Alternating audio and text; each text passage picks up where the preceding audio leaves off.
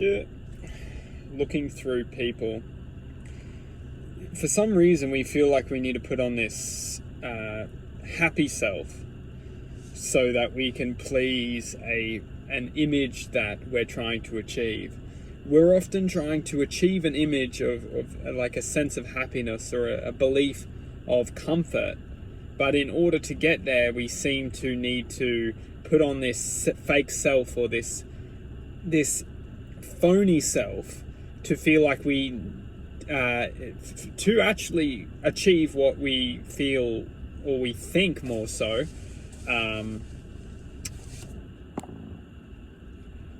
put simple, when we are in this world or in friendship groups, workplaces, we're often expressing it like a fake self in order to please people. And very rarely can we express our true self as a form of confidence without being a false expression of the self. Very rarely can we experience and express true self and get away with it. And now that is very, very, very, very, very restrictive to internal connection. Because when we can't express our true self at a workplace, there's two things going on. There's many variants, but there's two things. It's one, that maybe we're not meant to be there. Maybe it's not the wrong workplace for us to develop our true character. Now, that doesn't mean in this present moment it's a negative. It's actually a positive, because it's going to allow us to make the choice to move forward and change into a true expression of ourselves, and to gravitate and elevate to a truth in our lives where we can generate a sense of compassion, where we can be compassionate to our work colleagues.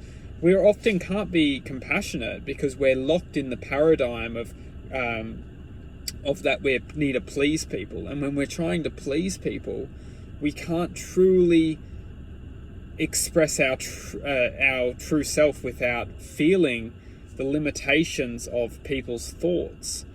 Because when we're in a workplace and we're attaching ourselves to people's thoughts, their opinions, we're being defensive. It's almost like we're putting on an expression of this so-called false self in order to please people, but this self isn't truly us. So when people criticize that false self, it's almost like this false identity defends itself and then creates this never-ending controversy between the fake self and the opposing force, which is the external world.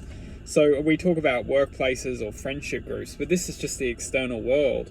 So the true self is the expression of infinite possibility. And when we can focus our attention on manifesting to infinite possibility, we will start to express a guidance towards being in a guidance towards attracting the environment which we need to develop.